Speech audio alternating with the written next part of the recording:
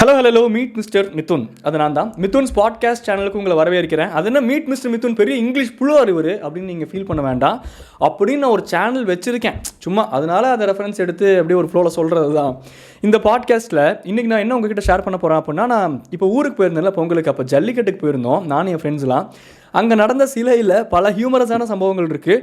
So அதெல்லாம் ஒரு கோர்வையாக உங்ககிட்ட சொல்லலாம் அப்படின்னா ஃபுல்லாக கேளுங்களேன், நல்லாயிருக்கும். சும்மா நீங்கள் ரிலாக்ஸ்டாக ஏதாச்சும் ஒர்க்லாம் பண்ணுறீங்க அப்படின்னா அந்த ஒர்க்கையும் சைட் பை சைட் பார்த்துக்கிட்டு இதை ஹெட்செட் போட்டுட்டு நீங்கள் கேட்டாலே உங்களுக்கு ஏதோ ஜாலியாக ஒரு ஃப்ரெண்டு கூட பேசுகிற மாதிரி. அதுதான் இந்த பாட்காஸ்ட். என்னோட பாட்காஸ்ட் எல்லாமே அப்படி தான் இருக்கும். ஸோ அதனால் மற்ற பாட்காஸ்ட்டையும் ட்ரை பண்ணி பாருங்கள், உங்களுக்கு பிடிக்கும்னு நினைக்கிறேன், நம்புகிறேன். சரி, coming back to the Jallikattu, starting the Jallikattu story. நான் ஊருக்கு போயிருந்தேன். எனக்கு அங்கே ஃப்ரெண்ட்ஸ் இருக்காங்க, ஒரு 4 பேர், நாங்கள் மொத்தம் 5 பேர் ஒரு கேங்கு எங்கள் ஊரில். அங்கே மனோஜ்னு சொல்லிட்டு எனக்கு ஒரு ஃப்ரெண்ட் இருக்கான். மச்சான் ஜல்லிக்கட்டுக்கு போகலான்டா அப்படின்னா. நான் அன்றைக்கி ஊருக்கு கிளம்புற அன்றைக்கி நான் நைட் பஸ் ஏறினேன். சென்னைக்கு பஸ் ஏற போகிறேன். மத்தியானம் போகலாம் அப்படின்னு சொன்னால் சரி ஓகேன்னு சொல்லிட்டு மத்தியானமே பேக் பண்ணிவிட்டு வீட்டில் எல்லாத்துக்கிட்டையும் விடைபெற்று விட்டு என்னோடய ஃப்ரெண்டோட கடைக்கு வந்துட்டேன். அங்கேருந்து அவன் வந்துட்டான். அப்புறம் சுபாஷ்னு சொல்லிட்டு எங்கள் கேங்கில், அதான் எங்கள் கேங்னா இந்த பசங்க கேங் அப்படி தான் மேக்ஸிமம் இந்த ஏஜ் டிஃப்ரென்ஸில் நிறையா இருக்கும். சுபாஷ்லாம் சின்ன பையன் எங்களை விட. ஆனால் நாங்களாம் ஒரு கேங்கு. அவனையும் கூட்டிகிட்டு எல்லாம் பைக்கில் ஓட்டுட்டு அப்புறம் நாங்கள் கிளம்பிட்டோம். மனோஜ் முன்னாடி போயிட்டான். அப்புறம் நானும் சுபாஷும் பைக்கில் பொறுமையாக எல்லாம் கிளம்பி போயிட்டு இருந்தோம். அங்கே என்ன தெரியுமா ஊர், வள்ளியம்பட்டி. அதெல்லாம் தாண்டி நாமக்கல்லில் எருமைப்பட்டின்னு நினைக்கிறேன், பேர் சரியாக மறந்துட்டனே, எருமைப்பட்டி தான் நினைக்கிறேன். அங்கே தான் ஜல்லிக்கட்டு நடந்துச்சு. நாங்கள் அங்கே போனோம். நான் என்ன நினச்சி போனேன், இப்போ ஜல்லிக்கட்டுனா வாடிவாசல் இருக்கும்ல, வாடிவாசல்லேருந்து மாட்டை திறந்து விடுவாங்கல்ல, மாட்டை திறந்து விட்டோன்னே அந்த இடத்துல உட்காந்து இந்த மேலெலாம் உட்காந்து பார்ப்பாங்கல்ல, அங்கே உட்காந்து பார்க்க கூட்டு போகிறானாட்டிருக்கு அப்படின்னு நினச்சேன். அதுக்கு முன்னாடி நான் ஒரு டைம் அந்த மாதிரி இடத்துல உட்காந்து பார்த்துருந்துருக்கேன். நான் எஃப்எம்மில் ஒர்க் பண்ணும்போது நாங்கள் அந்த ஜல்லிக்கட்டுக்கு ஸ்பான்சராக இருந்திருந்தோம். அப்போ ஆர்ஜிஎஸ்லாம் நாங்கள்லாம் பெரிய ஆள் நினச்சி எங்களுக்குலாம் முன்னாடி பெரிய சீட்லாம் போட்டு ரொம்ப பக்கத்துலேயே ஜல்லிக்கட்டு பார்க்குற மாதிரி நான் ஏற்பாடுலாம் பண்ணியிருந்தாங்க. ஸோ அப்போ நான் பார்த்துருக்கேன், அவ்வளோதான். அங்கே தான் கூப்பிட்றோம் போல். சரி டைம் பாஸ் ஆகும் போகலாம் அப்படின்னு சொல்லிட்டு ஒரு டபுள் மைண்ட்லேயே போயிட்டு இருந்தோம். அப்புறம் நான் பைக்லலாம் போய்கிட்டு இருந்தோம். ரிட்டன் வரும்போது வெதர் சூப்பராக இருந்துச்சு. அதில் ஒரு ஸ்பெசிஃபிக்கான ஒரு பாயிண்ட் இருக்குது, நான் சொல்கிறேன் ஏன் வெதர் அவ்வளோ க்ளூமியாக நல்லா இருந்துச்சு அந்த வெதர். அதை பற்றி நான் உங்ககிட்ட பேசுகிறேன். அதுக்கு முன்னாடி இந்த ஜல்லிக்கட்டுக்கு வருவோமா. மனோஜ் முன்னாடி போயிட்டான். அவனுக்கு அங்கே 2 ஃப்ரெண்ட்ஸ் இருக்காங்க லோக்கலில். ஸோ அவங்கள பார்க்குறேன்னு சொல்லிட்டு அவன் முன்னாடி கிளம்பிட்டான். அப்புறம் நானும் சுபாஷும் போனோம். நாங்கள் அங்கே போய் கால் பண்ணுறோம், டே எங்கடா இருக்க அப்படின்னு சொல்லிட்டு. டே இங்கே கூட்டமாக நிற்கிறாங்கல்ல, அங்கே தான் இருக்கேன். டேய் சுற்றி லட்சக்கணக்கில் நிற்கிறாங்கடா, 1000 கணக்கில் நிற்கிறாங்க, எங்கடா கூட்டமாக, இதெல்லாம் ஒரு லேண்ட்மார்க்காடா, இப்படிலாம் யாராவது சொல்லுவாங்களா. டேய் கொடிக்கம்பம் நட்டுருக்கும்ல, டேய் பொலிட்டீஷியன்ஸ் அந்த ஆரம்பத்துலேருந்து மாடு கூட அதிகமாக தெரிய மாட்டேங்குது, அவங்க கொடி தான் ஜாஸ்தியாக தெரியுது, அந்தளவுக்கு விளம்பரப்படுத்தி வச்சுருக்காங்கடா, எல்லா பக்கமும் கொடி தாண்டா பறக்குது, எங்கே தாண்டா நிற்கிற, டேய் இந்த மாடெல்லாம் அவுத்துடுவாங்களே, டேய் செருப்பு கழட்டி ஒன்று அடிச்சிடுவேன்டா, ஏய் மாடு ஜல்லிக்கட்டில் மாட்டை அவுத்து விடாமல் அப்படின்னா ஆட்டு புளிக்காடம் அவுட், டேய் டென்ஷன் ஆக்காதான்னு எனக்குலாம் டென்ஷன் ஆயிடுச்சு. பக்கத்தில் சுபாஷ், அண்ணா நீங்கள் நான் ஒழுங்காக கேட்கலன்னு நினச்சிக்கிட்டான். அண்ணா நீங்கள் கொடுங்க, நான் பேசுகிறேன் கொடுங்க அப்படின்னா. நான் யோசித்தேன், சரி இருந்தா நீயும் மாட்டு, மனோஜ் ஒரு சரி நான் சுபாஷ்கிட்ட கொடுக்குறேன் அப்படின்னு சொல்லிட்டு அவர் சுபாஷ்கிட்டையும் அதே தான், அண்ணா எங்கே நிற்கிறீங்க, டேய் சுபாஷ் இங்கே இந்த ஆம்புலன்ஸ்லாம் நிற்குதுல்ல, அண்ணே சுற்றி ஆம்புலன்ஸ் நிற்குது, டேய் அங்கே பாடுறா பின்னாடி பாடுறா அந்த வண்டியெல்லாம் நிற்குதுல்ல, டேய் ஜல்லிக்கட்டுக்கு வந்தவங்களாம் வண்டியில் தாண்டா வந்திருப்பாங்க, எல்லா பக்கமும் வண்டி தாண்டா நிற்குது. ஆக்சுவலாக அங்கே ப்ராப்பரான லேண்ட்மார்க்கே இல்லை. அவனும் திணறான். நான் சுபாஷ்ட்டு கொடுத்து நான் வேணுனே கொடுத்தேன் இந்த மாட்டுன்ட்டு, அவனுக்கும் கடைசி வரைக்கும் கண்டுபிடிக்க முடியல. அப்புறம் நாங்கள் என்ன பண்ணோம், சரி நம்ம நடந்து போவோம், ஒரு ரவுண்டு அடிப்போம், கொஞ்சம் தூரம் போய் ஒவ்வொரு ஸ்டாப்லேருந்து கால் பண்ணுவோம், இங்கே இந்த லேண்ட்மார்க் இங்கே இருக்கியா, இல்லை, அடுத்த ஸ்டாப் இங்கே இருக்கியா, இல்லை, எங்கே தாண்டா இருக்க, ஏன்டா போட்டு படுத்துறேன்ட்டு 1/2 மணி நேரமாக அவனை தேடுறதுலே போயிடுச்சா. அப்புறம் அந்த ஜல்லிக்கட்டு வாடிவாசலேருந்து காலையை திறந்துடுவாங்கல்ல, நாங்கள் அங்கே உட்காந்து ஜல்லிக்கட்டு பார்க்குறக்காக அவன் எங்களை கூப்பிடல. அந்த காலை ஓடி முடிக்கிறப்போ அந்த கேட்டை திறந்து விட்ருவாங்க. அந்த காளையோட ஓனர் இருக்காங்கல்ல, அவங்க கயிறை வீசி அந்த காளையை பிடிச்சிட்டு ஒரு பெரிய சர்க்கிள் மாதிரி போட்டு வச்சுருப்பாங்க. பேரிகார்ட்னா பெரிய கட்டை கட்டி வச்சுருப்பாங்க. அதுக்குள்ளே அந்த ஜல்லிக்கட்டு ஓடி முடிச்ச மாடெல்லாம் வரும். அது பயங்கர ஃபோர்ஸாக இருக்கும், இன்னமும் அந்த ஃபோர்ஸ்லேயே வரும். அப்போ இந்த ஓனர்கள்லாம் அந்த மாட்டை சாந்தப்படுத்தி அந்த கயிறை போட்டு கட்டி இழுக்கணும். அந்த பேரிகார்டுமே இப்போ தான் போடுறாங்க. போன வருஷம் ஜல்லிக்கட்டுலாம் ஓப்பன் ஸ்பேஸாக இருக்கும். இப்போ மக்கள் நிறைய பேர் பின்னாடியும் பார்க்க வராங்க அப்படின்னு சொல்லிட்டு ஒரு எச்சரிக்கைக்காக அதையும் போட ஆரம்பிச்சிட்டாங்க. ஆனால் அதுலேயும் மக்கள் என்ன சும்மாவாக இருக்காங்க, பாவங்க போலீஸ்லாம். உண்மையாலுமே பேசிக் சென்ஸு பேசிக் அறிவுங்கிறது நிறைய பேர்த்துக்கு இருக்காதாட்டிருக்கு. ஏன்னா நான் ஒரு சீன் பார்த்தேன். அந்த சீனில் உள்ளுக்குள்ளே 2 பேர் அந்த மாடு அடக்கிற இதுக்குள்ளே 2 பேர் குதிச்சிட்டானுங்க. என்னமோ இவனுக்கு பெரிய மாடுபிடி வீரர் ஆட்டம். இவனுங்களுக்கு ரிஸ்க்கு தானே லைஃபுக்கு. அப்போ அந்த போலீஸ் அங்கேருந்து வர, டேய் நீங்கள் 2 பேரும் இன்னும் இங்கே தான் நிற்கிறீங்களா, போங்கடா அப்படின்னு சொல்லிட்டு நாங்கள் வெளியே அந்த பேரிகார்டு வெளியே நின்று இதெல்லாம் பார்த்துக்கிட்டு இருக்கோம். போங்கடா அப்படின்னு தடியை வாங்குறாரு. ஒருத்தன் சிரிக்கிறான் போலீஸ்கிட்ட இலக்காரமா. ஏன்னா அவங்க ரேஷியோவில் கம்மியாக இருக்காங்க. இவனோட ஃப்ரெண்ட்ஸ்லாம் வெளியே நிறைய பேர் இருப்பாங்களாட்டிருக்கு. அவர் சொல்கிறார் லிட்டரலாக பின்னாடி இன்னொரு போலீஸ், டேய் சிரிக்காத, காலையிலேருந்து நின்றுக்கிட்டு இருக்கோம், எரிச்சலாக வருது, தூக்கி போட்டு அடிச்சிருவேண்டா அப்படின்லாம் அவர் டென்ஷன் ஆகுறாரு. ரெண்டாவது, ஒரு போலீஸ் டென்ஷன் ஆகிற அளவுக்கு இவனுங்க நடந்திருக்க வேண்டாம். நான் இப்போ இவங்க கரெக்டாக அவங்க கரெக்டாலாம் சொல்ல வரல. ஆனால் இயல்பாக நீங்கள் யோசிச்சு பாருங்களேன். நான் எங்கேயோ படிச்சிருக்கேன், உங்களை விட இயலாமையில் இருக்கவங்க கிட்ட நீங்கள் உங்கள் அதிகாரத்தையும் கோவத்தையும் காட்டினீங்கன்னா அது பாவம். உங்களை விட பெரிய ஆள் கிட்ட நீங்கள் உங்களோட அதிகாரத்தையும் கோவத்தையும் காட்ட ட்ரை பண்ணிங்கன்னா அது உங்களுக்கு லாஸ். ஸோ அது ரெண்டுமே பண்ணக்கூடாது. நார்மலாக இருந்துட்டு போகலாம். எவனாக இருந்தால் எல்லாம் மனுஷங்க தான். அவங்க சுச்சுவேஷன் தகுந்துட்டு அதுக்கு தகுந்த மாதிரி நம்ம நடந்துக்க வேண்டியது தான். அங்கே என்ன ஈகோ, போலீஸை பார்த்து நீங்கள் சிரிக்கிறியே, அவ்வளோ க்ரௌட் இருக்கிறனால நீங்கள் சிரித்து போலீஸ்ட்டை கெத்து காட்டுற மாதிரி ஒரு மூமெண்ட்லாம் க்ரியேட் பண்ணுறீங்களே. தனியாக இருந்தால் அதை பண்ணுவீங்களா? பண்ண மாட்டோம்ல. அப்போ எது கெத்து? தனியாக இருக்கும்போதும் ரூல்ஸ் பேசணும்ல. இப்போது என்னைய ஒரு இடத்துல, இப்போ என்னையன்ட்டு இல்லை, நாங்களாம் நானே என் ஃப்ரெண்ட்ஸ்லாம் இருக்கும்போது கூட 2-3 இடத்துல நாங்களே நிப்பாட்டிருக்காங்க. அங்கே நிப்பாட்டுங்கிற அவசியமே கிடையாது. நாங்கள் அங்கே டீசெண்டாக நாங்கள் ரூல்ஸ் பேசியிருந்திருக்கோம். இந்த மாதிரி நாங்கள் அதெல்லாம் சொல்லி நாங்கள் வெளியே வந்திருக்கோம். அது தனியாக பண்ண முடியுமா? பண்ண முடியாது. அப்போ கூட்டத்தோட கூட்டமாக இருக்கும்போது அப்படியே கெத்து காமிச்சிக்கிறது இல்லையா? அது நல்லா இல்லை பார்க்குறக்கே. மக்கள் நிறைய பேர் அப்படி இருந்தாங்க. அதுலேயும் அந்த கேட் ஒன்று இருக்கும். அந்த கேட்டுக்கு வெளியே தான் மாட்டை, அந்த ஆல்ரெடி அந்த வாடிவாசல் கேட்டை தாண்டி வந்த மாட்டை அடக்கி கேட்டுக்கு வெளியே கூட்டு வந்து வண்டியில் ஏற்றணும். அந்த கேட்டையும் அங்கே நிறையா கூட்டம் இருந்தாலும் அந்த கேட்டையும் திறந்து வச்சிட்டானுங்க. அப்போ அங்கேருந்து வர மாடு 1-2 தப்பிச்சு வெளியே வருது. வெளியே வர மாடு அந்த க்ரௌடு இவனுங்க துரத்துறது, இந்த மாடு நின்று அங்கே டக்கு டக்குன்னு திரும்பும்ல, அது எங்கே ஓடுறதுன்னு அந்த மாட்டுக்கே தெரியாது. அந்த மாதிரியோட சினாரியோஸ்லாம் அதுக்காக வெளியே நின்றுட்டு இருந்தானுங்க. இப்போது நானும் சுபாஷும் அந்த பக்கம் வந்துட்டு இருந்தோம். எங்களுக்கு தெரியல இதுதான் கேட்டு, இங்கே தான் ஓப்பனுன்ட்டு. அந்த கேட்டு பக்கத்தில் நிறைய க்ரௌட் இருந்தாங்க. அப்புறம் அது வந்து ஒரு பொட்டக்காடு, அங்கங்கே அந்த செடியெலாம் இருக்கும், 2-3 மரம்லாம் குட்டி குட்டி மரம்லாம் இருக்கும். அங்கே நாங்கள் கடந்து வந்துக்கிட்டு இருக்கோம். இந்த கேட் ஓப்பனில் இருந்துச்சு. நாங்கள் கேட்டு பக்கத்தில் வந்து நின்றுக்கிட்டு ஃபோன் அடிக்கிறோம். மனோஜ் எங்கடா இருக்க, எல்லாம் திடீர்னு நாங்கள் ஒரு சலசலப்பு, என்னடா எல்லாம் ஓடுறாங்க அப்படின்னு சொல்லிட்டு நானும் சுபாஷும் திரும்பி அங்கிட்டு இங்கிட்டு பார்த்து ஓடினா பின்னாடி இருந்து மாடு வருமா, எக்ஸ்கியூஸ் மீ ப்ரோ கொஞ்சம் நவுறீங்களா அப்படிங்கிற மாதிரி பின்னாடி திப்புன்னு வருது. டேய் மனோஜ் எங்கடா, டே என்னை ஏதாச்சும் கொலை பண்ண பிளான் போட்டு கூப்பிட்டுன்ட்டியாடா, எங்கடா இருக்கா, மாடு துரத்துதுடா அப்படின்னு ஓடணும். ஓடி போய் ஒரு இடத்துல நின்னோம். அப்புறம் மாடு அங்கங்கே டைவர்ட் ஆயிடுச்சு. அதுக்குள்ளே இந்த ஓனர்லாம் வந்து கயிறை போட்டு பிடிச்சி அப்புறம் அவங்கெல்லாம் சாந்தப்படுத்திட்டாங்க மாடை. அந்த இடத்துல தான் கூட்டு போய் நிப்பாட்டியிருந்தான். அப்புறம் மறுபடியும் டே எங்கடா நிற்கிற, டே மாடெல்லாம் துரத்துதுடா இங்கே, அங்கே தான் நிற்கிறேன், உங்கள் புடனைக்கு பின்னாடி நிற்கிறேன், ஓவர் அப்படின்னா. ஆடா பாவி அப்படின்னு சொல்லிட்டு அப்புறம் அவங்ககிட்ட பேசிட்டு அவன் ஃப்ரெண்ட்ஸ் கிட்டலாம் பேசிவிட்டு நாங்கள் அங்கே நின்றுக்கிட்டு இருந்தோம். அங்கே அந்த பின்னாடி வந்து அந்த மாடை பிடிக்கும்போது ஒரு சீன்ஸ் நடக்குதுல்ல, அது நல்லா இருந்துச்சு. நல்லாவே டைம் பாஸ் ஆச்சு. ஆக்சுவல் ஜல்லிக்கட்டை விடவே அது நல்லா இருந்துச்சு. ஆக்சுவல் ஜல்லிக்கட்டில் வாடிவாசல் திறந்து விடுவாங்க, சர்ன்னு மாடு ஓடிடும். சில மாடு தான் சுற்றும், சில மாடு புடி மாடாக போயிடும். ஆனால் அந்த பின்னாடி வந்ததுக்கப்புறம் இந்த ஓனர்ஸ் அந்த மாடை பிடிக்கிறதுக்கு படுற பாடு, இவனுங்க டோரை திறந்து வச்சு அந்த மாட்டை வெளியே ஓட விட்டு இவனுங்கெல்லாம் ஜல்லிக்கட்டு விளாட்றானுங்க. அதில் எனக்கு ரொம்ப பிடிக்காதன்னு அது என்னால் ஏற்றுக்கவே முடியல. அங்கே சில பேர் வந்து லிட்ரலாக கப்புள் கோல்ஸ் பண்ணுறானுங்க. பொண்டாட்டி கை குழந்தைய தூக்கிட்டு வந்து நிற்கிறாரு. எங்கள் பக்கத்தில் ஒரு ஆள் எங்களை தூக்கி மாடு ஓடி வருது, ஒரு ஆள் கை குழந்தைய தூக்கிட்டு வந்து நிற்கிறாரு. ஏய் வாட் இஸ் திஸ், என்ன மேன் ஆச்சு உனக்கு அப்படிங்கிற மாதிரி தான் எனக்கு இருந்துச்சு. இரு காலின் இடையிலே உரசும் பூனையாய் வாழ்க்கை போதுமாடாடா அப்படிங்கிற விட்டா கேட்டால் சொல்லுவாராட்டிருக்கு. நான்லாம் ஐயா இரு காலின் இடையில் உரசும் பூனை இல்லை, இரு காலின் பின்னாடி இருக்கும் பம்மில் குத்தும் மாட்டு கொம்பாக தான் இருக்கும். டென்ஷன் ஆக்காதீங்கடா. ஃபேமிலியை கூட்டு வந்திருக்கீங்க, கை குழந்தைய கையில் வச்சுருக்கீங்க. நான் சொல்கிறது ஒரு ஃபேமிலி கிடையாது, இந்த மாதிரி நிறைய பேர் அங்கே இருந்தானுங்க. நீங்களாம் எனக்கு ஒரு மென்னுனா ஒரு ப்ரொடெக்டிவ் இன்ஸ்டிங்க்ட் இருக்கணும். எனக்கு புரியுது, மாடு வந்துச்சுன்னா எப்படியும் நீங்கள் உங்கள் குழந்தையும் ஃபேமிலியும் பாதுகாப்பீங்க. அது அந்த அப்போயே அதுக்கு முன்னாடியே ஒரு ப்ரொடெக்டிவ் இன்ஸ்டிங்க்ட் உங்களுக்கு வந்திருக்கணுமே. அவ்வளோ உங்களுக்கு டெஸ்பரேட்டாக அந்த மாட்டை பார்க்கணும், என் ஃபேமிலி கிட்ட எல்லாம் காட்டணுன்னு இருந்துச்சுன்னா அடிச்சு பிடிச்சி டிக்கெட் வாங்குங்க. உங்கள் இன்ஃப்ளூயன்ஸை யூஸ் பண்ணியாச்சும் டிக்கெட் வாங்குங்க, காசு நிறையா கொடுத்தாச்சும் டிக்கெட் வாங்குங்க. உங்கள் ஒய்ஃபை கூட்டின்னு போய் அவங்கள ஒரு ப்ரொடெக்டிவான ஒரு இதுலேருந்து அவங்கள பார்க்க வைங்க. நீங்கள் பாட்டு பின்னாடி கூட்டின்னு வந்து ஜாலியாக வேடிக்கை பார்த்துட்ருக்கீங்க. நான் இங்கே நின்றுக்கிட்டு இருக்கேன். நாங்கள் அந்த கேங்காக நாங்கள் ஒரு 5 பேர் நின்றுக்கிட்டு இருந்தோம். பின்னாடி திரும்பி பார்த்தா அதை கப்புள் கோல்ஸ் பண்ணிட்டு இருந்துச்சு, 2 ரொமான்ஸ் பண்ணிக்கிட்டு இருந்துச்சுங்க. வந்துச்சு ஒரு மாடு நல்லா கருப்பு கலரில், தூக்கி போடுறா கருப்பு அப்படின்ட்டு எனக்குலாம் அப்படி தான் இருந்துச்சு. ஏன்னா ஒருத்தருக்காச்சும் அப்படி தான் அறிவு வரும்ன்ட்டு. லேடிஸ் நிறைய லேடிஸ் வேறு இருந்தாங்க, கப்புள்ஸ் இல்லாமல் அந்த ஸ்பாட்டில் நிறைய லேடிஸ் இருந்தாங்க. ஒரு போலீஸ்லாம் லிட்ரலாக வந்து அந்த லேடிஸ்கிட்ட கெஞ்சாத குறையாக கெஞ்சினார்.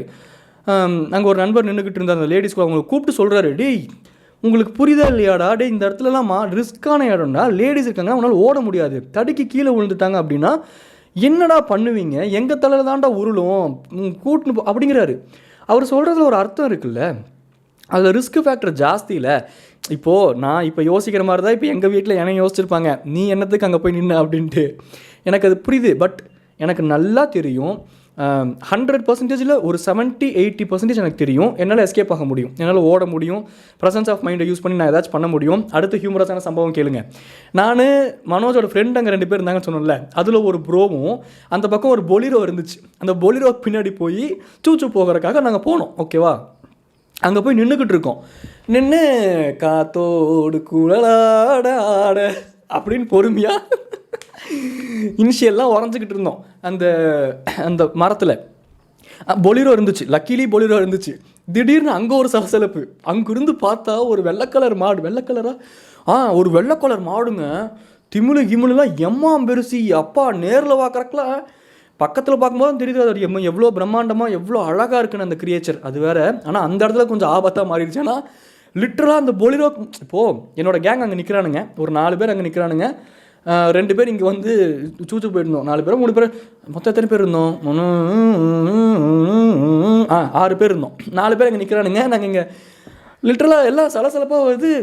நல்ல வேலை, லக்கிலி எல்லாம் முடிச்சுட்டு அப்போ தான் திரும்பினா கிட்டத்தட்டங்க இங்கே நிற்கிது. ஒரு 2 கை வைக்கிற இடத்துல, ஒரு 2 முழம் கை வைக்கிற இடத்துல இப்படி ஒரு ஓடி வருது எங்களை நோக்கி திபுடுன்ட்டு. இவர் என்னடா பண்ண போகிறாரு அப்படின்னு சொல்லிட்டு திரும்பி பார்த்தா இவர் அந்த பொலிரோட பின்னாடி பொலிரோட பம்பர் மேலே ஏறி கார் மேலே இப்படி படுத்திருக்காரு இயேசுநாதர் ஆட்டம். யோ, பின்னாடி வந்து குத்திர போதியா, அப்புறம் உன்னை யார் கீழிச்சா கூறுக்க கோடு பீரிச்சா அப்படிங்கிற மாதிரி ஆயிரும். நான் வந்து ஒரு செகண்ட் பதட்டப்பட்டாலும் அந்த ஃபஸ்ட்டு சினாரியோவில் மாடு வரும்போது பதட்டப்பட்டேன். ஏன்னா எனக்கு அந்த சினாரியோ என் மைண்டுக்குள்ள நான் ஏற்றிக்கல, மைண்ட் லெவலில் ப்ரிப்பேர்ட் ஆகலை, ரொம்ப பிளாங்காக போய் நின்னேன். திடீர்னு திரும்பி பார்த்தா ஒரு மாடு திபுருது, அப்போ பயந்துக்கிட்டேன். ஆனால் இப்போ எனக்கு அந்த சினாரியெல்லாம் நம்ம இங்கே நிற்கிறோம், இப்படி தான் மாடு வரும், நிதானமாக அது கொஞ்சம் மைண்டில் ஃபிக்ஸ் ஆச்சுனாலே கொஞ்சம் என்ன சொல்லுவாங்க, ப்ரெசன்ஸ் ஆஃப் மைண்ட், அது ஈஸியாக ஆக்டிவேட் ஆயிரும். ஸோ நான் பொலிரோ பின்னாடி ஸ்ட்ராங்காக நின்றுட்டேன். ஏன்னா அந்த மாடு எவ்வளோ பக்கத்தில் வந்துருச்சு, அந்த பக்கம் திரும்பிச்சுன்னா பொலிரோக்கு இந்த பக்கம் போயிடுவேன், இந்த பக்கம் திரும்பிச்சுன்னா பொலிரோக்கு அந்த பக்கம் போயிடுவேன். சிம்பிள். ஸோ அதுதான் ப்ரெசன்ஸ் ஆஃப் மைண்ட். நம்ம மாடு வருதுன்ட்டு பொலிரோவை தாண்டி ஓடி இருந்தோம்னா அது இன்னொரு தூக்கி போட்டு சாத்து ராயா அப்படின்னு பொழிச்சுன்னு புடங்கிலே வச்சுட்டு போயிருக்கோம் என்னையெல்லாம். நான் இதெல்லாம் கூட பரவாயில்லைங்க, அந்த மாடு எங்கள் பக்கத்தில் வருது, எல்லா க்ரௌடும் எங்களை பார்க்குறாங்க. டக்குன்ட்டு அந்த ஏரியாவில் ஒரு மாடு எங்கே ஓடுதோ அந்த ஏரியாவில் யார் இருக்காங்க, எவனையாச்சும் குத்தி தூக்குதா அப்படின்னு பார்க்குறாங்க. என்னடா எல்லோரும் என் சாவுக்கு இவ்வளோ ஈகராக வெயிட் பண்ணிட்டு இருக்கீங்கன்னு எனக்கு இருந்துச்சு. அப்புறம் அந்த மாடு வந்த வேகத்தில் அதான் சொல்கிறேன்ல, இப்போ நான் சொல்கிறதெல்லாம் கொஞ்சம் செகண்ட்ஸ்குள்ளே நடந்து முடிகிற விஷயங்கள் தான். நான் உங்களுக்கு எக்ஸ்பிளைன் பண்ணுறதுனால இது பெருசாக அந்த மாடு வேகமாக வந்துச்சு. நல்ல வேலை அங்கே ஒரு பைக்கு பொலிரோ நின்றனால அந்த மாடு இப்படி திரும்பிடுச்சு. ஸோ லக்கிலி நான் தப்பிச்சிட்டேன். பக்கத்தில் மாடு இப்போ நான் அடிச்சு திரும்பினா இங்கே பக்கத்தில் மாடு வருது, ஓகே நிதானமாக இருந்தும் இப்படி ஓடலாம் அப்படி பிளான் பண்ணிவிட்டு அந்த மாடு திரும்பிடுச்சு. என் ஃப்ரெண்ட்ஸை திரும்பி பார்க்குறேன், சிரிப்பானுங்களாம், சிரிச்சுக்கிட்டு இருக்கானுங்க என்னைய பார்த்து சிரிச்சா கூட பரவாயில்ல. பின்னாடி பொலிரோல வச்சா இவனோட பொலிரோல இப்போ டிக்கியில் லக்கேஜ் மாதிரி மேலே படுத்துருக்கான்ட்டு எல்லாம் எங்கள் 2 பேர்த்தையும் பார்த்து சிரின்னு சிரிக்கிறானுங்க. பசங்க அவ்வளோதான், பசங்க அப்படி தான். ஐயோ இருங்க ஒரே நிமிஷம், என்னமோ ஒன்று மிஸ் பண்ணிட்டேனே அப்படின்னு யோசித்தேன். லைட்டு இது எதுக்கு வச்சுருக்கேனே தெரில, மறண்டேன். ஓகே, அதான் coming back to the point. என்ன சொல்லிட்டு இருந்தேன்? அப்புறம் சரி ஓகே, இது ஒரு இன்சிடெண்ட்டாக. அந்த பக்கம் வந்து ஒருத்தனை லிட்டரலாக ஒரு 2 பேர் தூக்கிட்டு போனாங்க. நாங்களாம் எல்லாமே க்ரௌடில் ஒரு நிறைய பேர் வந்து அவனை ஃபாலோ பண்ணாங்க. ஏன்னா நானுமே இப்போ இங்கே வாடுறா தூக்கிட்டு போகிறாங்கடா ஏதோ குத்திருதாடுமா அப்படின்னு நான் இப்போ எல்லாம் ஃபாலோ பண்ண ஆரம்பிச்சிட்டாங்க. எல்லாம் போய் சுற்றி பார்க்குறோம். பின்னாடி வந்து போலீஸ் வராரு, லத்தி எடுத்துட்டே சிப்போ அப்படின்ட்டு.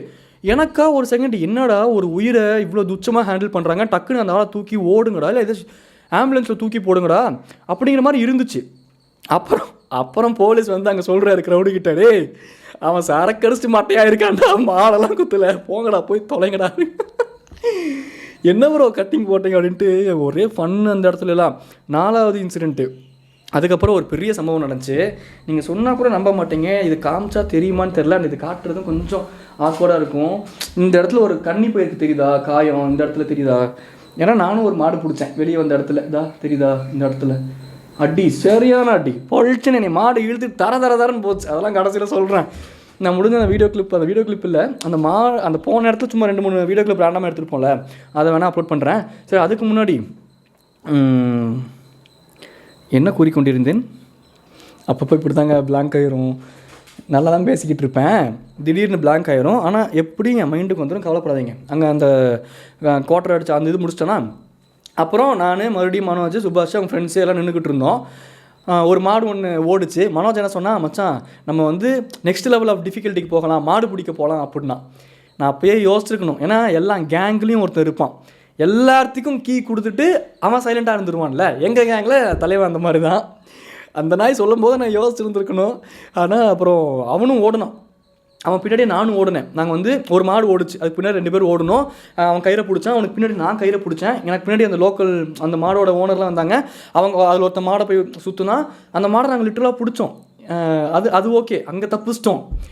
அதுக்கப்புறம் தான் இப்போ காயம் காமிச்சனில் இது கடைசியில் சொல்கிறேன், சரியான பல்பு வாங்கினேன். பல்புன்ட்டு இல்லை, நல்லா தான் இருந்துச்சு அந்த எக்ஸ்பீரியன்ஸ், ஒரு மாதிரி நல்லா இருந்துச்சு. நான் சொல்கிறேன், வெயிட் பண்ணுங்களேன்.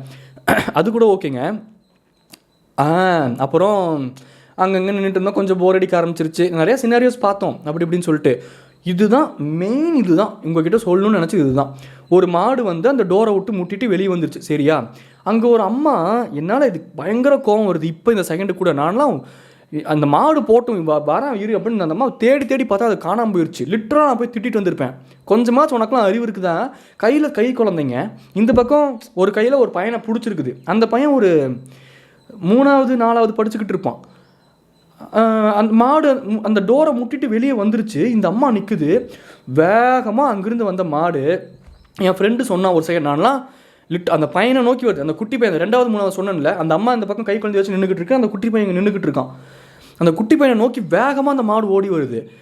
நான் இதெல்லாம் ஃப்ராக்ஷன் ஆஃப் செகண்டாக நான் பார்க்குறேன். ஏன்னா அந்த குட்டி பையனுக்கு பின்னாடி நாங்கள் கேங்காக நின்றுக்கிட்டு இருக்கோம். எங்கள் கேங்கில் எல்லாருமே நாங்கள் அதை பார்த்தோம். எனக்கு ஓடணும் அப்படிங்கிறத விட நான் ஏதாச்சும் அது யோசிச்சது தான். அவன் பக்கத்தில் போய் அந்த பையனுக்கு இது இப்படி காலரை பிடிச்சி தூக்கி போட்டுருவோமா, ஏன்னா தூக்கி பின்னாடி ஏதாவது செடியில் போட்டாவாச்சும். ஆனால் பண்ண முடியாது. நாங்கள் கொஞ்சம் தூரம் அதுக்குள்ளே அந்த அது வருது திபுருன்ட்டு 60 கிலோமீட்டர் வேகத்தில். நான் 30 வயசில் மூட்டை வலி வச்சுக்கிட்டு எங்கே ஓடுறது? ஆனால் அந்த ஒரு செகண்ட் அந்த பையனை நோக்கி மாடு வந்தோடனே எனக்குலாம் உசுரே போயிடுச்சு. எனக்குலாம் உண்மையாலுமே எனக்குலாம் அவ்வளோ டென்ஷன் அந்த அம்மா மேலெலாம். ஆனால் என் ஃப்ரெண்டு சொன்னான், சுபாஷ் சொன்னல, அவனுக்கு கொஞ்சம் தோட்டம் மாடு, அவனுக்கு ஒரு நாலேஜ் இருக்குது அதில். அவன் நல்ல அந்த ஊர் சைடில் ரொம்ப அழகாக டீசன்ட், அது அந்த மாதிரி ஒரு செம்ம லைஃப் வாழ்கிறான். அவனுக்கு அந்த நாலேஜ் இருக்குது. அவன் சொன்னான் என்கிட்ட, அண்ணே மாடு குழந்தைகள் ஒன்றும் பண்ணாது அப்படின்னா. எனக்கு அந்த ஒரு சைடில் அவன் கேட்குறான், அந்த மாடு எங்கே நோக்கி ஓடி வருது, அந்த பையன் அங்கே நிற்கிறான், அவன் சொல்கிறான் அந்த மாடு இங்கே வருதா இல்லையா, நாங்கள் பார்த்துட்டு இப்படி திரும்பி ஓட ட்ரை பண்ணுறோம். அந்த பையன்கிட்ட வந்துட்டு இவன் சொல்கிறான், அண்ணே மாடு சின்ன பசங்களை ஒன்றும் பண்ணாதுன்னு இப்படி ஓடுறோம். அந்த மாடு அந்த பையன் பக்கத்தில் வந்துட்டு கொம்பை இப்படி திருப்பிட்டு அந்த பையனுக்கு ஆப்போசிட் சைடில் அப்படியே ஓடிடுச்சுங்க. ஒரு 5 அறிவு ஜீவனுக்கு இருக்கிற எவ்வளோ அறிவு இருக்குது பாருங்களேன், நமக்கு இருக்கா பாருங்களேன். நம்ம ஒரு ரோட்டில் வந்து ஒரு நாய்க்குட்டி கிராஸ் ஆகுது, ஒரு எலி கிராஸ் ஆகுது அப்படின்னா கூட, நம்ம ஒரு பாம்பு கிராஸ் ஆகுதுன்னா கூட வண்டி நிப்பாட்டுறது கிடையாது, தெரிஞ்சே மேலே ஏற்றிட்டு போயிடுது சாவுன்ட்டு. நான்லாம் தவக்கில் கிராஸ் ஆனால் கூட அதை சுற்றிட்டு போவேன், 8 கிலோமீட்டர் இருந்தாலும் பரவாயில்ல அப்படின்னு சொல்லிட்டு. ஏன்னா எனக்கு என் வண்டியும் நேரத்தையும் விடியும் அந்த ஒரு உயிர் தானே, அது முக்கியம். இருந்தாலும் நான் ரொம்ப நல்லவன்லாம் கிடையாது, கொசுவெலாம் கடிச்சா அடிச்சுப்பிடுவேன். ஈயெல்லாம் பார்ப்பேன் ஓரளவுக்கு தான், ரொம்ப டிஸ்டர்ப்லாம் பண்ணுச்சுன்னா எல்லாம். ஆனால் கொஞ்சமாச்சு அந்த ரேஷியோ லெவல்லையாச்சும் நமக்கு நல்லவனாக இருக்கலாம்ல. ஃபுல்லாக 100% இருக்க முடியாது என்னால். இப்போ ஒரு எறும்பை கொள்ளாமல் உஃப்னு ஊதி பொழுதுனி எனக்கே தெரியாமல் நான் நிறையா பண்ணியிருப்பேன். ஆனால் அந்த ரேஷியோன்னு ஒன்று இருக்குல்ல, கொஞ்சமாச்சும் அந்த மாதிரி யோசிச்சு ஒரு 2-3 ஏதாச்சும். இப்போ கீழே வந்து நான் பைக் எடுக்கும்போது எங்களோட ஏரியாவில் மழை பெஞ்சதுன்னா லீச்சஸ் நிறையா போகும், ஸ்னெயில் நிறையா போகும். நான்லாம் பைக் எடுக்கும்போது கேர்ஃபுல்லாக எடுப்பேன். ஸ்னெயில் இருந்துச்சுன்னா வளைச்சி எடுப்பேன், இல்லாட்டி ஒரு டைம்லாம் நான் இலையிலலாம் பிடிச்சி ஸ்னெயிலெல்லாம் வெளியே விட்டுருக்கேன். வேறு என்னங்க லைஃப், இன்னத்தை அப்படி வேகமாக போய் அதை மேலே ஏற்றி அதை கொண்டுக்கிட்டு இன்னத்தை சாதிக்க போகிறோம்? எல்லாத்தையும் கொல்ல வேண்டியது, இப்படி சுற்ற வேண்டியது. நமக்குள்ளே நம்ம கொஞ்சம் கூட எந்த ஒர்க்கும் ஒரு டெவலப் எதுவுமே யோசிக்கிறதே இல்லை. ஆனால் எல்லா பாவத்தையும் பண்ணிவிட்டு கோயிலுக்கு போயிட வேண்டியது, என் பாவத்தை கழுவுன்னு கடவுளுக்கு உண்டியில் காசு போட்டு அவரை கூலி வேலை பார்க்க வைக்க வேண்டியது. என்னடா இல்லை, என்ன மனுஷங்க. ஐயோ எங்கேயோ போகிறேன், இது தவறு. கம்மிங் பேக் டு இது, அந்த அம்மா மேலே நான்லாம் சரி அந்த மாடு அந்த பக்கம் ஓடிடுச்சு அப்படின்னு சொல்லிட்டு அவர் ரிட்டன் திரும்ப இந்த பக்கம் வந்தபோது அம்மாவை காணோம். அங்கேயே 2-3 பேர் திட்டினாங்க, ஏமா அறிவு இருக்குதா, கையில் குழந்தைய வச்சுக்கிட்டு இந்த பக்கம் அந்த பையனை கூட்டி இந்த பக்கம் இங்கே அறிவு இருக்குது கொஞ்சமாச்சு, அந்த மாடுனால கண்ட்ரோல் பண்ண முடியாமல் வந்து முட்டியிருந்தாவாச்சு, அது அவ்வளோதான் அந்த பையனோட லைஃபே இல்லையா? இப்போ நாங்கள்லாம் ஏதோ அடல்ட்டு, சரி அடல்ட்டை தாண்டி ஒரு அங்கிள் ஸ்டேஜ்னு வச்சுப்போம். ஆனால் நாங்கள் ஓடிடுறோம், தப்பிச்சிட்றோம், ஏதோ ஒன்று பண்ணிடுறோம். ஆனால் அந்த குழந்தைய வச்சுக்கிட்டு சரி ஓகே விடுங்க, இது ஒரு சீரியஸான இது. இன்னொரு ஃபன்னியான விஷயம் உங்ககிட்ட சொல்லணும் அப்படின்னா, அந்த பக்கம் போய் நின்னோம். ஸோ ஜல்லிக்கட்டுலேருந்து அந்த பக்கம் போய் பார்க்கலாம் அப்படின்னு சொல்லிட்டு கொஞ்சம் அங்கே போய் ஏதாச்சும் பார்க்கலாம். அந்த பக்கம் ரவுண்டாக இருந்துச்சு சொன்னல, கொஞ்சம் கொஞ்சமாக அங்கிட்டு போய் நின்னோம். எனக்கு மத்தியானம் நான் சாப்பிடல, வேறு பசி தாங்கலை, நான் மாதிரி டல் ஆகிட்டேன், வேறு மூடிட்டு சாப்பிட்ருந்துருக்கலாம். சரி ஏதாச்சும் போகும்போது ஏதாச்சும் ஸ்நாக்ஸ் சாப்பிட்டுக்கலாம் அப்படின்னு வெயிட் பண்ணிக்கிட்டு அப்படியே விட்டுட்டேன். ஜல்லிக்கட்டு பார்த்துக்கிட்டு இருக்கிறனால கரெக்டாக பசிச்சுது. அங்கே போய் எனக்கு ஒரு இடம் கிடச்சிது. அந்த கம்பி போட்டிருப்பாங்க, நிறைய பேர் நிற்பாங்க. ஸோ லேயராக நிற்பாங்க, ஒருத்தர் நிற்பாங்க. அந்த முன்னாடி போய் நின்றவனுக்கு தான் ஃபுல்லாக தெரியும். எனக்கு அந்த இடத்துல முன்னாடி போகிறக்கு ஒரு சான்ஸ் கிடச்சிது. நான் அடிச்சு பிடிச்சி உள்ளே போய் சொருகிட்டேன். நான் பக்கத்தில் ஒரு ப்ரோ, அவர் வந்து பயங்கரம் யோயோ ஃபுல்லாக இங்கேருந்து இதுக்கப்புறம் கட்டிங்கு, கையில் காப்பு என்னது அந்த அந்த வைப்பு ப்ரோ, ஓகேவா. நான் ப்ரோ, அதுக்கு பக்கத்தில் ஒரு கேங் எல்லாம் நிற்கிறோம். அதில் ஒரு வயசானவர் ஒருத்தர் வந்தாருங்க. சரியான சிரிப்பு அந்த மனுஷன் கூட. எனக்கெலாம் மாட்டை பார்க்குறதா இவரை பார்க்குறதா, நான்லாம் வெஜ்ஜு ஃபன் பண்ணிட்டேன் அவரை. எனக்கு ஒரே குஷி ஆயிடுச்சு, ஜாலி ஆயிடுச்சு.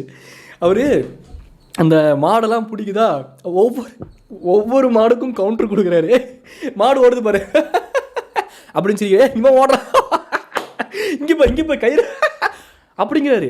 நான் கூட ஃபஸ்ட்டு ஏதோ சரி அந்த ஆளுக்கு தெரிஞ்ச யாராச்சும் இருப்பாங்க போல் சொல்லி சிரிச்சுட்டு இருக்காராட்டிருக்குது, அந்த ஆளை எம்பாரஸ் பண்ணிடக்கூடாதுன்னு சொல்லிட்டு தனியாக சிரிச்சுக்கிட்டு இருந்தேன். அப்புறம் தான் அந்த க்ரௌடுக்குள்ளேயே ஒரு சலசலப்பு, எல்லாருமே பேசிக்கிறாங்க, யாரா இந்த ஆள் எங்கடா தனியாக பேசிக்கிட்டு இருக்காருன்ட்டு. ஃபுல் கட்டிங், ஃபுல் மப்பு. கூட்டத்தில் ஒருத்தன், தலைவரே நீ எந்த கடையில் என்ன சேவை வாங்கினியோ அதே சரங்க எனக்கு வேணும், எனக்கு இதே மப்பு. டேய் நீயே மப்பில் தாண்டா இருக்க. ஏன்னா அந்த ஆள் பண்ணுறதுலாம் அப்படி தான் இருந்துச்சு. அவன் வேறு கேட்குறான், எனக்கு என்ன சரங்க அதே சரங்க எனக்கு வேணும் தானே, உனக்கு எனக்கு 3 அளவுக்கு மப்பு வேணும் அப்படிங்கிற. இவர் கம்முன் இருக்காமல் அந்த அந்த உள்ளுக்குள்ளே போலீஸ் ரவுண்ட்ஸ் போயிட்டே இருப்பாங்க. மாடை பிடிக்கிற சர்க்கிள்குள்ளேயுமே ஒரு 10 போலீஸ் அந்த சின்ன யானை மேலே நின்று ரவுண்ட்ஸ் போயிட்டே இருப்பாங்க. அந்த ரவுண்ட்ஸ் போகிற போலீஸை கூப்பிட்றாரு. போலீஸுக்காக நான் பயப்பட மாட்டேன், போலீஸ்லாம் போலீஸ்கார் என்னைய உள்ள கார் நான் பிடிக்கிறேன் அப்படிங்கிற அந்த தாத்தா.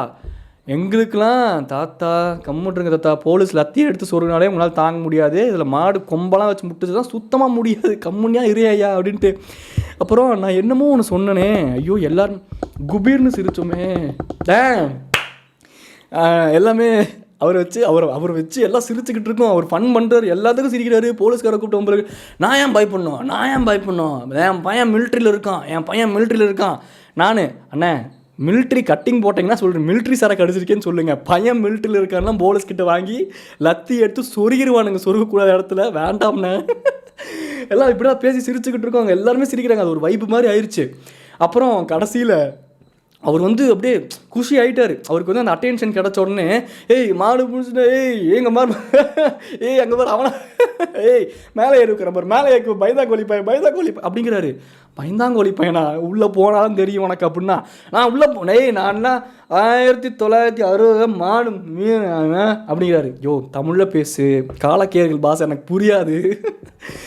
ஒரு ஃபன்னாக இருந்துச்சா. நாங்கள்லாம் எல்லாம் ஒரு பார்த்து சிரிச்சுட்டே இருந்தோம்மா. சும்மா ஒரு டிஸ்கஷன் தான். ப்ரோ மாடு வருது, டக்குன்னு ஒரு சவுண்டு விட்டோம், மாடு மாடு அப்படின்னு எல்லாம் சேர்ந்துட்டானுங்க. ஐயோ மாடு அப்படின்னு எல்லாம் நடிக்கவும். யார்? நம்ம மிலிட்ரி. மிலிட்ரி நீ என்னையா பதறி இந்த ஓட்டம் ஓடுற அப்படிங்கிற மாதிரி மிலிட்ரி ஓட்டம் எடுத்துருச்சு. மாடு வருது அப்படின்னோடனே, இவ்வளோ நேரம் வீர தீர சூற மாதிரி பேசிக்கிட்டு இருந்தே, ஒரு மாட்டுக்கு பயந்து இந்த ஓட்டம் ஓடுறையே, உனக்கு வச்சுட்டு என்னையா பண்ணுறதுன்ட்டு அவரை வச்சு ஃபன் பண்ணிக்கிட்டு இருந்தோம் கொஞ்சம் நேரம். அப்புறம் நிறைய இன்ட்ரெஸ்டிங்கான கேரக்டர்ஸ் பார்க்க முடியுது ஹியூமன்ஸ் கிட்ட. அதை வந்து நிறைய இன்டர்னல் ஜோக்ஸ் அடிச்சுப்போம். நான் அடிச்சுப்பேன். எனக்கு என்னோடய ஃப்ரெண்ட்ஸ் இருந்தாங்கன்னா நான் அவங்ககிட்ட சொல்லிடுவேன். இல்லாட்டி நிறையா இன்டர்னல் ஜோக்ஸ் அடிச்சுக்கிட்டு நானே சிரிச்சுக்கிட்டு இருப்பேன். அந்த மாதிரிலாம் பயங்கரமாக சிரித்து ஃபன் பண்ணிக்கிட்டு இருந்தோம். அப்புறம் ரிட்டன் போகும்போது கம்மங்கூழ் சாப்பிட்டுட்டு அதுக்கப்புறம் அங்கேருந்து வெதர் ரொம்ப க்ளூமியாக இருந்துச்சு. செம்ம வெதர். பைக் ரைடு பசங்க கூட அவ்வளோ ரிலாக்ஸ்டாக அப்படியே பொறுமையாக அப்படியே கதை பேசிக்கிட்டே, 2 பைக்கு, நான் மனோஜ் அவர் சுபாஷ் எல்லாம் கதை பேசிக்கிட்டே பொறுமையாக போய்கிட்டு செம்மையாக இருந்துச்சுங்க. அங்கே போய் ஒரு இடத்துல சுட அவ்வளோ க்ளூமியாக இருந்துச்சு. லைட்டாக மழை பெஞ்சு விட்டுச்சு. அதுக்கப்புறம் அப்படியே பனியாக. கரூரில் இப்படி ஒரு வெதர் அப்படியே எனக்கு கொல்லிமலையில் இருக்க மாதிரி இருக்குடா அப்படிங்கிற மாதிரி இருந்தாங்க லிட்ரலாக. அப்படியே அந்த பைக் ரைடெலாம் சூப்பராக இருந்துச்சுங்க. பசங்களுக்கு அது ஒரு தெரப்பி. அந்த அவ்வளோ ப்ளசண்ட்டான வெதரில் பொறுமையாக பைக் ஓட்டிக்கிட்டு நம்மளை எந்த விதத்துலையும் ஜட்ஜ் பண்ணாத ஒரு 2 பசங்க கூட ஜாலியாக என்ன வேணாலும் பேசிக்கிட்டு அதை ஒரு டைம் பாஸ் பண்ணிக்கிட்டு ஒரு கடல் நின்று டீ சாப்பிட்டுட்டு கொஞ்சம் தூரம் போய் அப்படியே சுட பணியாரம் போட்டாங்க. அங்கே நின்று அப்படியே அந்த வெதருக்கு அப்படியே சுட 4 பிளேட்டு பணியாரம் அடிச்சிட்டோம். மச்சான் வேண்டான்ட்டே உள்ளே போய் ஒவ்வொருத்தரும் 4 பிளேட் பணியாரம் சாப்பிட்டுட்டு அப்புறம் எல்லாம் வெளியே வந்து அப்புறம் என்னைய கொண்டு போய் எல்லாம் பஸ் வச்சு விட்டானுங்க. கரெக்டாக பஸ் வரக்கு ஒரு மணி நேரத்துக்கு முன்னாடி ட்ராப் பண்ணானுங்க. தென்காசி போயிருந்தோம். அங்கே இந்த செயினை மறந்துட்டு வந்துட்டேன். அது ஒரு கதை. அப்புறம் நவீன் கிட்டே போய் அந்த செயினை மறந்து வரல, என் ஃப்ரெண்ட்ஸ் ஒழிச்சு வச்சுருந்தானுங்க. அப்புறம் அவன்கிட்ட செயின்லாம் வாங்கிட்டு அப்புறம் எல்லாம் என்னை பஸ் ஏற்றி விட்டு அப்புறம் எல்லாம் கிளம்பிட்டானுங்க. அவ்வளோதான், இந்த ஜல்லிக்கட்டு பயணம் முடிந்து விட்டது. இதை தான் உங்ககிட்ட ஷேர் பண்ணணும் அப்படின்னு நினச்சேன். அந்த வெதர் பற்றி ஏன் ஸ்பெசிஃபிக்காக சொல்லணும் அப்படின்னா, எனக்கு பேசிக்காகவே நேச்சரில் ரொம்ப க்ளூமியாக ப்ளசண்ட்டான விஷயங்கள், ஹில்ஸு, அந்த ப்ளசண்ட்டான வெதர், இந்த மழை பெய்யறதுக்கு முன்னாடி வர மண் வாசனை, இதெல்லாம் ரொம்ப ரொம்ப விரும்புவேன். அதுவும் பசங்க கூட ஜாலியாக அதை பைக்கில் போகிறது. வெதர் அப்படின்னாலே அது ரொமான்டிசைஸ் தான் பண்ணணுன்ட்டு அவசியம் கிடையாது. பசங்க கூட இந்த மாதிரி வெதரில் ஜாலியாக போகிறதுமே அது லைஃபோட ஒரு ப்ராசஸ் தான். அதையும் என்ஜாய் பண்ணணும் தான். அந்த மாதிரி ரொம்ப ரிலாக்ஸ்டாக இருந்துச்சு அன்னைக்கு. நல்லா இருந்துச்சு. இந்த எக்ஸ்பீரியன்ஸ் உங்களுக்கு பிடிச்சிருக்கா? கொஞ்சமாச்சு ஃபன்னியாக இருந்துச்சா? உங்களோட கருத்து என்ன அப்படிங்கிறத கீழே கமெண்ட்டில் சொல்லுங்கள். ஓகே, ஃபன்னியாக தான் இருக்குது, ஏதோ உருப்படியாக பேசுகிற, ஜாலியாக இருக்குது அப்படிமா நீங்கள் ஃபீல் பண்ணிங்கன்னா யாருக்காச்சும் ஷேர் பண்ணி விடுங்க. எனக்கு கொஞ்சம் யூஸ்ஃபுல்லாக இருக்கும். டடா பை சொல்லிக்கலாம். நாங்கள் மீட் மிஸ்டர் மிதுன். டடா பை. டாட்டா வரட்டும்.